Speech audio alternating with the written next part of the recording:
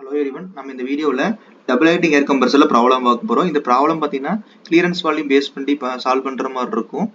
Okay, a single stage double acting air compressor is required to deliver 14 meter cube of air per minute. ஒரு நிமிஷத்துக்கு 14 meter cube of air வந்து deliver ஆயிட்டு இருக்கு.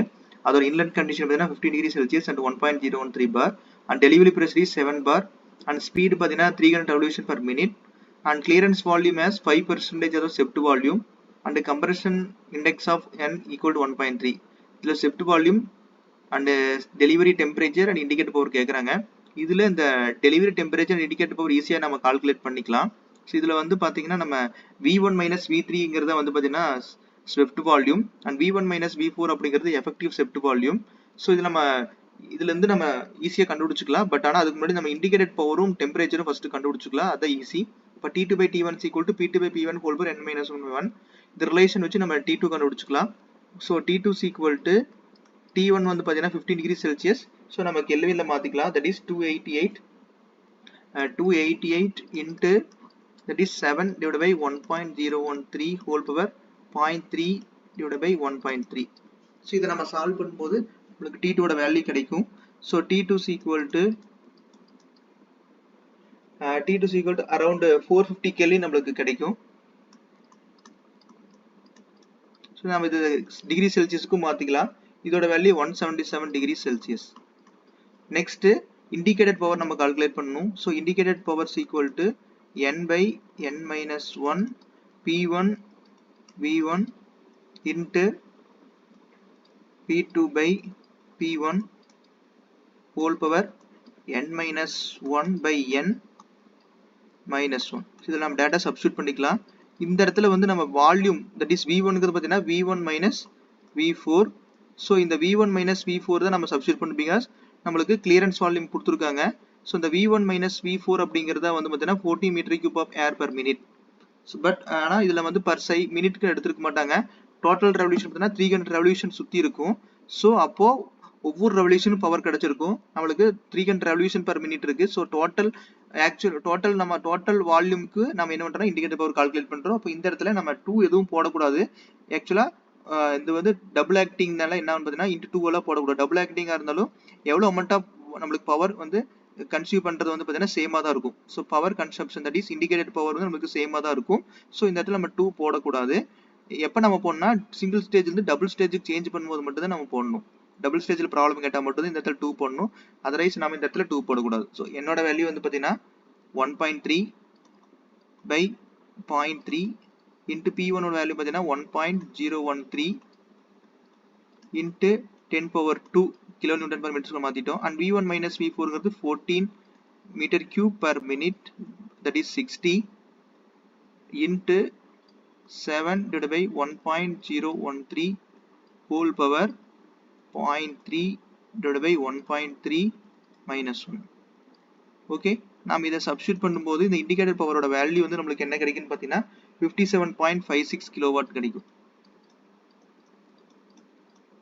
Okay, next நம்ம calculate பண்ண வேண்டிய செப்ட் volume மட்டும் நம்ம கால்குலேட் பண்ணணும். அதுக்கு நமக்கு தெரியும் that is swept volume is equal to 0 that is equal to V1 minus V3. Already தெரியும் swept volume is equal to V1 minus V3. So V3ங்கிறது பார்த்தீங்கன்னா கிளியரன்ஸ் வால்யூம், V13ங்கிறது பார்த்தீங்கன்னா clearance volume V1 minus V3. இப்போ அந்த V3க்கு பதிலாக என்ன பண்றோம்னா நம்ம கிளியரன்ஸ் வால்யூம் நம்ம சப்ஸ்டியூட் பண்றோம். That is V1 minus Vc is equal to 5% of the sept volume. So 0.05 Vs நம்ம substitute பண்றோம். That is Vs is equal to V1 minus 0.05 Vs. So இதுல நம்ம என்ன பண்ணலாம், V1 calculate பண்ணலாம்.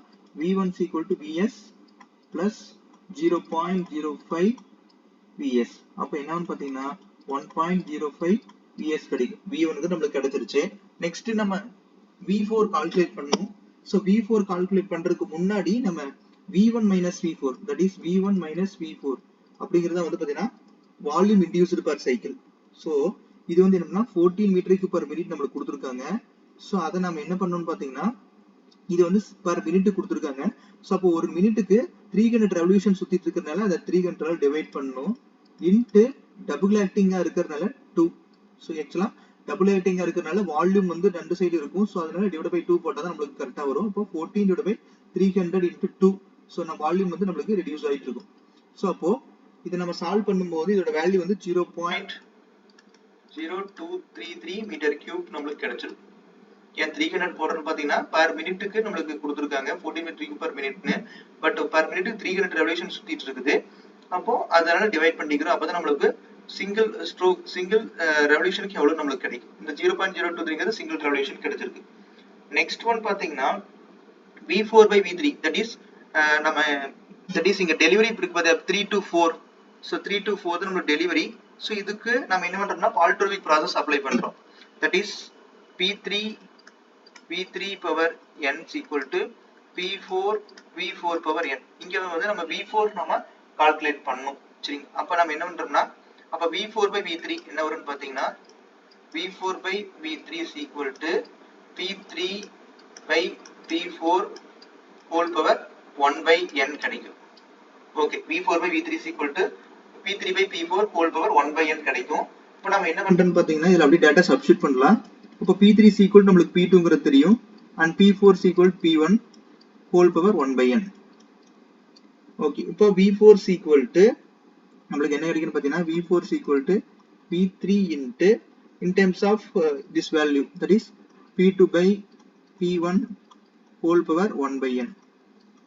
இப்போ V3 நம்மளுக்கு தெரியும், V3 ஓட வேல்யூ நம்மளுக்கு தெரியும், that is VC, that is 0.05 VS அப்படிங்கிறது நம்மளுக்கு தெரியும், into P2 by P1. so P2 வந்து பாத்தீங்கன்னா 7 bar divided by P1 value 1.013 bar whole power 1 by n, 1 divided by 1.3. so இதை நம்ம சப்ஸ்டிட் பண்ணும்போது V4 is equal to 0.221 VS நம்மளுக்கு கிடைக்கும். V4 கிடைச்சிருச்சு. இப்போ நெக்ஸ்ட் என்ன பண்ண போறோம்னு பாத்தீங்கன்னா V1 minus V4 நம்ம சப்ஸ்டிட் பண்ண போறோம். so V1 minus V4 நம்மளுக்கு V1 ஆல்ரெடி தெரியும், V1ங்கிறது 1.05 VS minus V4 அப்படிங்கிறது 0.221 VS and V1 minus V4 அப்படிங்கிறது 0.0233 is equal to இதை நான் மைனஸ் பண்ணும்போது நம்மளுக்கு என்ன பண்ணோம் 1.05 minus 0.0221.